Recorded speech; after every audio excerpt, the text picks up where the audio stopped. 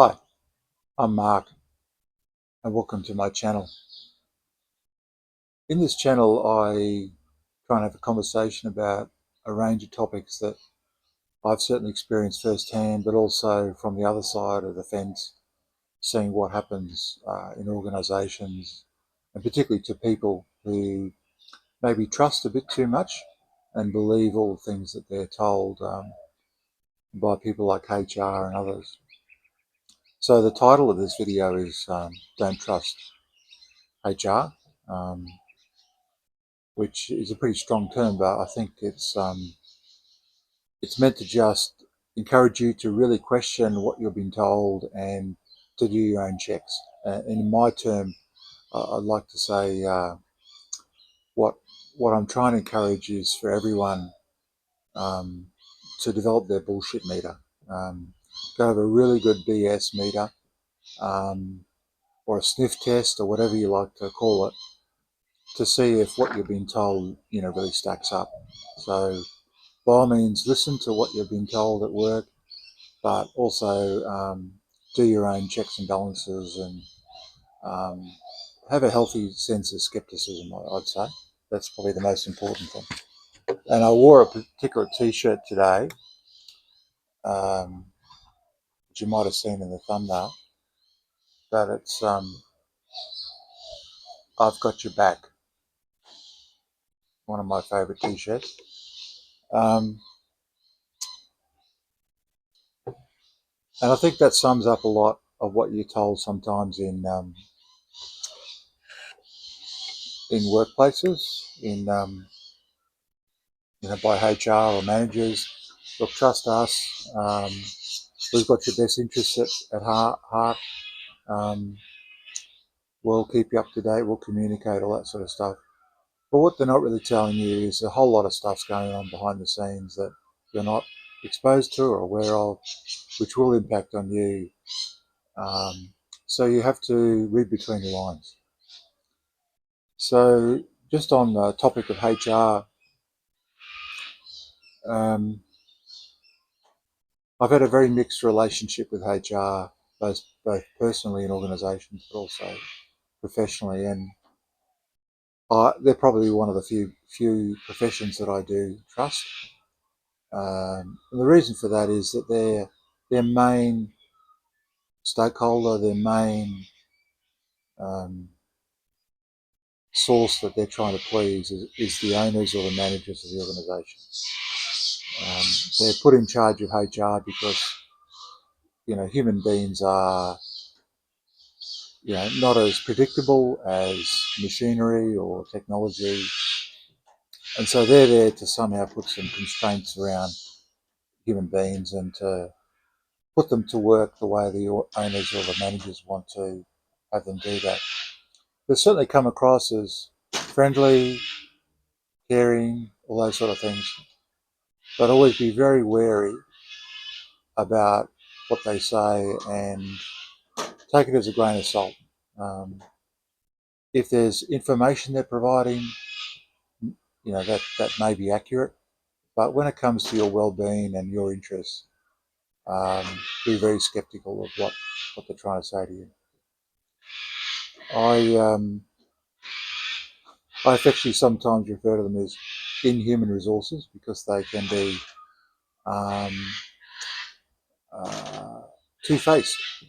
They can say something's private, confidential, and then go and tell managers or other people without your knowledge.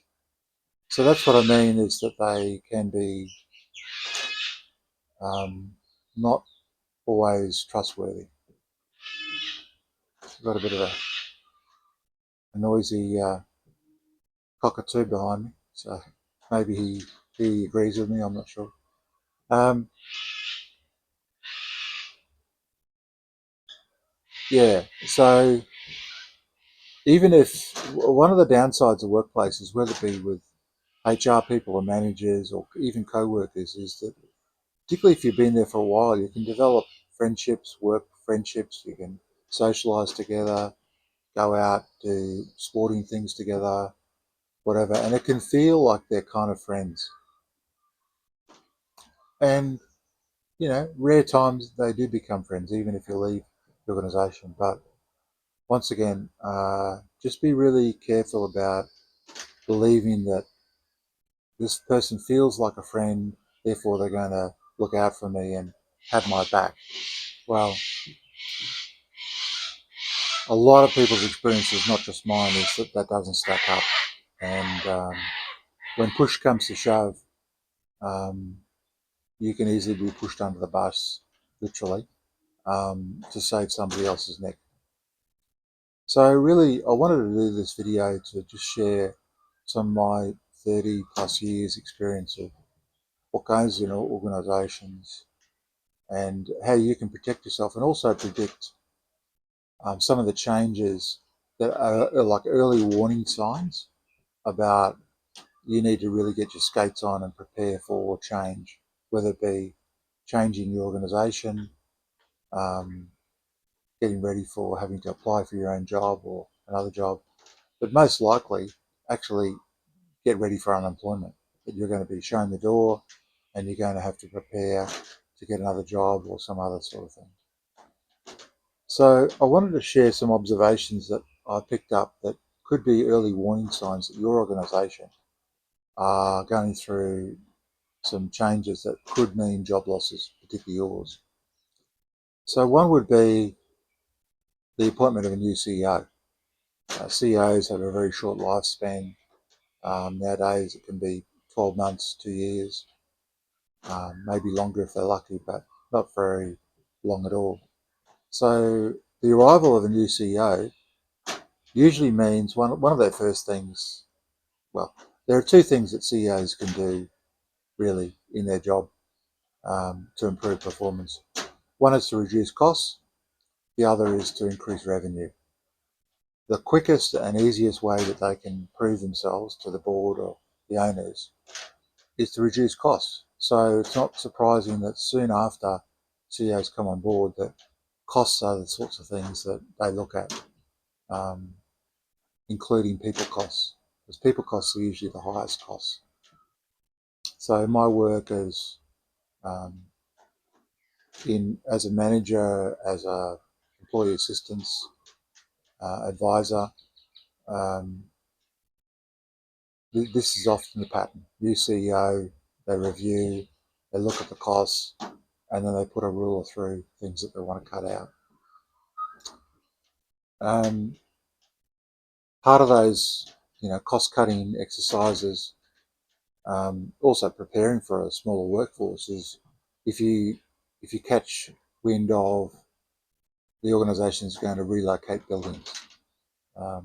Any talk of that, that can also mean job losses or change can be afoot. A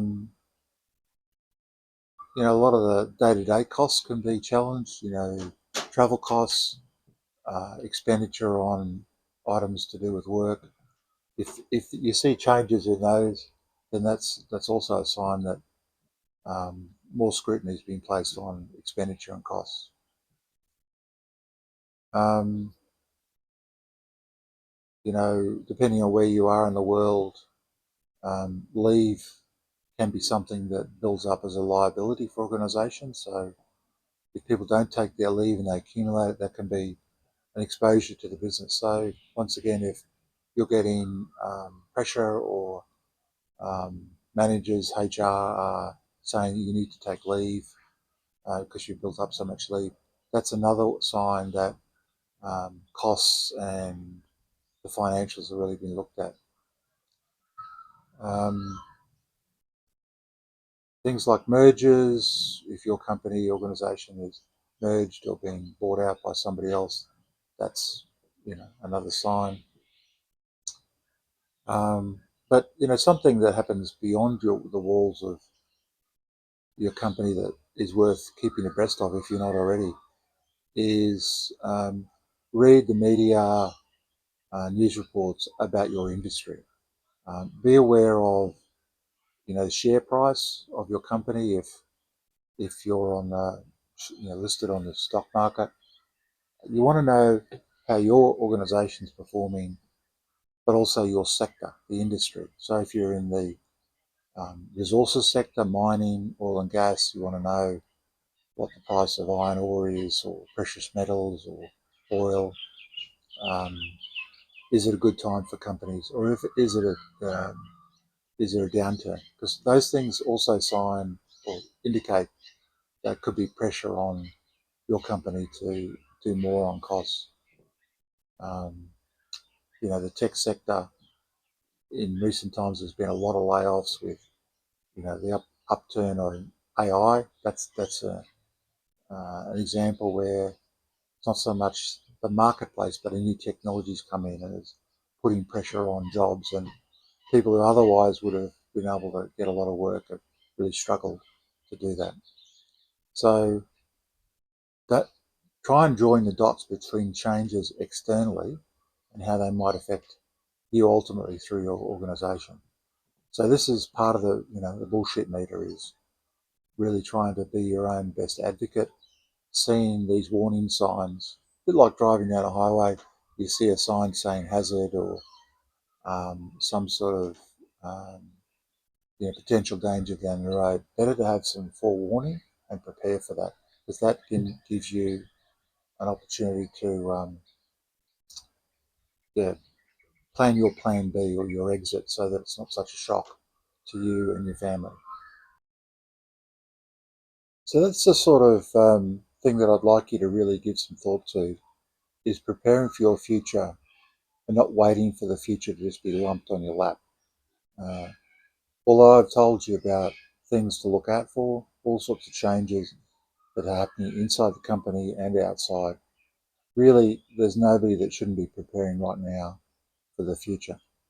So in other videos I'm going to be talking about things that I did to prepare for that way before I even thought the organisation was going to fire me or push me out the door. So in a lot of ways, I was kind of so ready when I left the organisation to go off and do the things that I wanted to do. And that really helped with the emotional and the psychological adjustment, which is really often not talked about a lot, but it's really crucial when you leave work, because work is such a big part of our life. It takes up a lot of our time. We do develop friendships and connections, and a lot of those are severed when you are told to leave the organisation.